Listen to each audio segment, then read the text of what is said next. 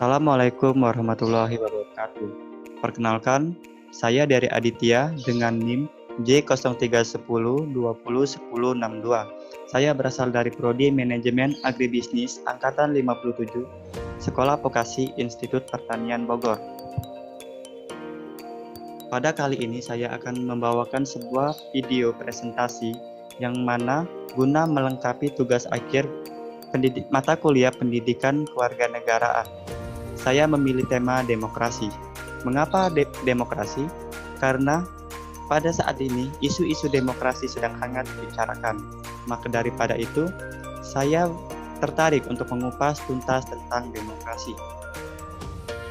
Bisa dilihat di slide ini, terdapat table of content yang akan saya bahas. Yang pertama, pengertian demokrasi. Kedua, sejarah singkat demokrasi. Ketiga, jenis-jenis demokrasi. Keempat, pelaksanaan demokrasi di Indonesia. Pengertian demokrasi. Demokrasi adalah sistem pemerintahan di mana hukum, kebijakan, kepemimpinan, dan usaha besar dari suatu negara atau pemerintahan lain secara langsung ataupun tidak langsung diputuskan oleh rakyat. Secara etimologis, kata demokrasi berasal dari bahasa Yunani, yaitu demos dan kratos. Demos yang berarti rakyat atau halayak, dan kratos yang berarti pemerintahan. Menurut Kamus Besar Bahasa Indonesia atau KBBI, demokrasi adalah bentuk atau sistem pemerintahan yang seluruh rakyatnya turut serta memerintah dengan perantara wakilnya yang terpilih.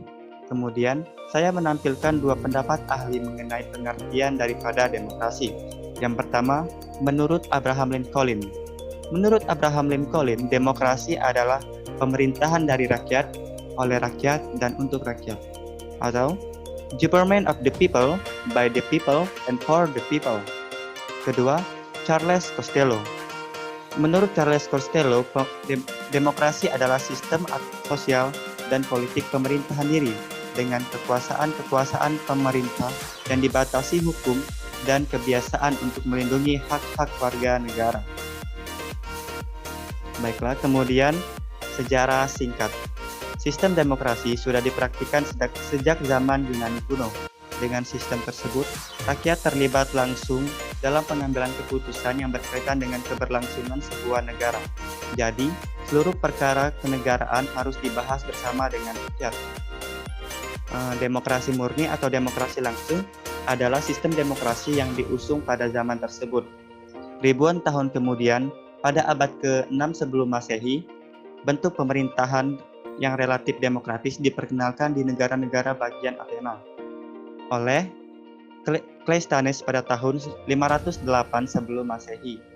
Kondisi tersebut membuat Cleisthenes dikenal dengan panggilan Bapak Demokrasi Athena. Saat itu Athena menganut demokrasi langsung yang memiliki dua ciri utama, yakni pemilihan warga secara acak untuk mengisi jabatan administratif dan yudisial, dan majelis legislatif yang terdiri dari semua warga Athena. Seluruh warga Athena, terkecuali wanita, budak, orang asing, dan pria di bawah 20 tahun, memiliki hak untuk dapat bicara dan memberikan suara di pendapat. Meski dibuat oleh majelis, demokrasi di Athena berjalan dengan kontrol langsung dari rakyat. Rakyat menyuarakan pendapatnya lewat majelis atau pengadilan untuk membantu kendali politik di Athena. Kemudian, jenis-jenis demokrasi. Demokrasi terbagi menjadi dua jenis. Yang pertama, demokrasi langsung dan demokrasi perwakilan.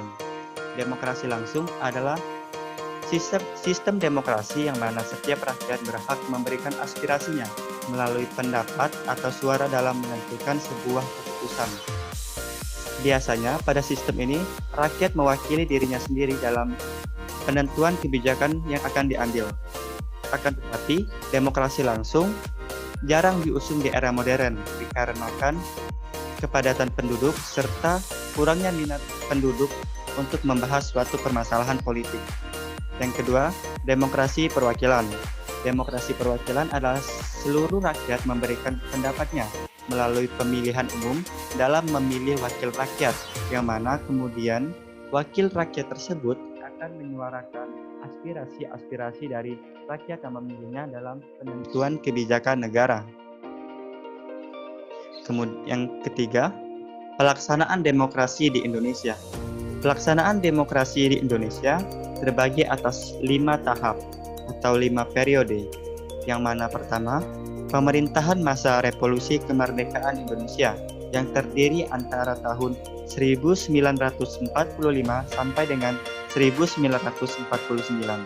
Yang kedua, pemerintahan parlementer terdiri pada tahun 1949 sampai dengan 1959. Yang ketiga, pemerintahan demokrasi terpimpin pada tahun 1959 sampai dengan 1965. Keempat, pemerintahan Orde Baru. Pemerintahan Orde Baru terdiri atas tahun 1965 sampai dengan 1998. Dan yang terakhir, pemerintahan Orde Reformasi yang mana terdiri dari tahun 1998 sampai dengan sekarang. Baiklah, ini pemerintahan masa revolusi kemerdekaan Indonesia pada tahun 1945 sampai dengan 1949. Pada masa ini, pelaksanaan demokrasi terbatas pada berfungsinya pers yang mendukung revolusi kemerdekaan. Sedangkan elemen-elemen demokrasi yang lain belum sepenuhnya terwujud, dikarenakan situasi dan kondisi yang tidak memungkinkan, karena pemerintah harus memusatkan seluruh energinya bersama-sama rakyat untuk mempertahankan kemerdekaan dan menjaga kedaulatan negara. Agar negara kesatuan tetap hidup, partai-partai politik tumbuh dan berkembang cepat pada zaman ini. Kedua, pemerintahan parlementer yang terdiri pada tahun 1949 sampai dengan 1959. Pada periode ini jadi 2 kali pergantian Undang-Undang Dasar, yaitu pergantian Undang-Undang Dasar dengan Konstitusi RIS pada rentang waktu 27 Desember 1949 sampai dengan 17 Agustus 1950. Dalam rentang waktu ini, bentuk negara Indonesia berubah dari kesatuan menjadi serikat. Sistem pemerintahan berubah dari presidensil menjadi kuarsi parlementer. Pergantian Konstitusi RIS dengan Undang-Undang Dasar Sementara atau UUDS 1950 pada rentang waktu 17 Agustus 1950 sampai 5 Juli 1959. Periode pemerintahan ini bentuk negara kembali menjadi negara kesatuan. Sistem pemerintahan menganut sistem parlementer. Dengan demikian, dapat disimpulkan bahwa pada periode 1949 sampai 1959, negara Indonesia menganut demokrasi parlementer. Demokrasi parlementer disebut-sebut sebagai masa kejayaan demokrasi di Indonesia karena memenuhi 6 aspek sebagai berikut. Yang pertama, lembaga perwakilan rakyat atau parlemen berperan tinggi dalam proses politik. Kedua, akuntabilitas pertanggungjawaban dan pemegang jabatan dan politisi pada umumnya sangat tinggi. Ketiga, kehidupan kepartaian memperoleh peluang sebesar-besarnya untuk berkembang secara maksimal. Keempat, pemilu benar-benar dilaksanakan dengan prinsip demokrasi. Kelima, masyarakat umumnya merasakan hak-hak dasar dan tidak dikurangi sama sekali. Dalam masa parlementer, banyak daerah mendapatkan otonomi yang cukup. 3. Pemerintahan demokrasi terpimpin. Pemerintahan demokrasi terpimpin memiliki 5 ciri. Yang pertama, 1. Memudarnya sistem partai. Hal ini dikarenakan pada saat itu Presiden Soekarno menganggap bahwa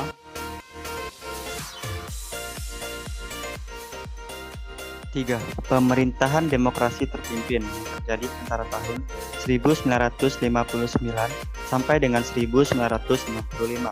Pemerintahan demokrasi terpimpin memiliki 5 ciri utama. Yang pertama, memudarnya sistem partai. Pada demokrasi ini, sistem partai tidak dipersiapkan sebagai pengusung kekuasaan, akan tetapi sistem partai hanya dijadikan sebagai pelengkap.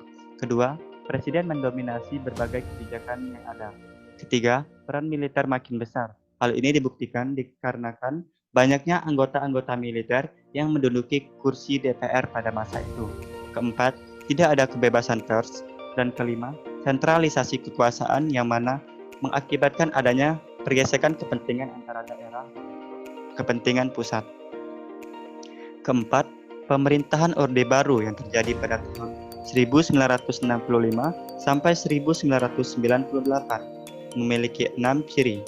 Yang pertama, pemusatan kekuasaan di tangan presiden. Yang kedua, pembatasan hak-hak politik dengan penggunaan intimidasi bagi lawan politik yang merupakan tindak pelanggaran hak asasi manusia. Yang ketiga, pemilu yang tidak demokratis dan kurang bersih karena adanya upaya intervensi dari pihak yang berkuasa. Keempat, pembentukan lembaga ekstra konstitusional dan penafsiran tunggal konstitusi oleh penguasa. Kelima, maraknya korupsi, kolusi, dan nepotisme atau KKN. Yang keenam, hak kebebasan berpendapat dan berorganisasi dibatas serta dikekang. Yang kelima, pemerintahan Orde Reformasi yang terjadi pada tahun 1998 sampai dengan sekarang. Yang pertama, adanya partai politik yang independen, tidak dipengaruhi oleh kekuasaan birokrat militer dan mempunyai dukungan luas dari masyarakat. Kedua, adanya konsensus atau persetujuan umum mengenai aturan main politik yang menyangkut pengambilan keputusan dan nilai-nilai ekonomi, sosial, dan budaya. Ketiga, adanya pemberdayaan masyarakat sipil melalui penyampaian informasi secara transparan sehingga bisa mengambil sikap terhadap permasalahan politik negara. Yang keempat, adanya penguatan lembaga-lembaga perwakilan rakyat sehingga rakyat dapat melaksanakan fungsi kontrol dengan baik. Yang kelima, pemilihan langsung kepala daerah dan kepala pemerintahan.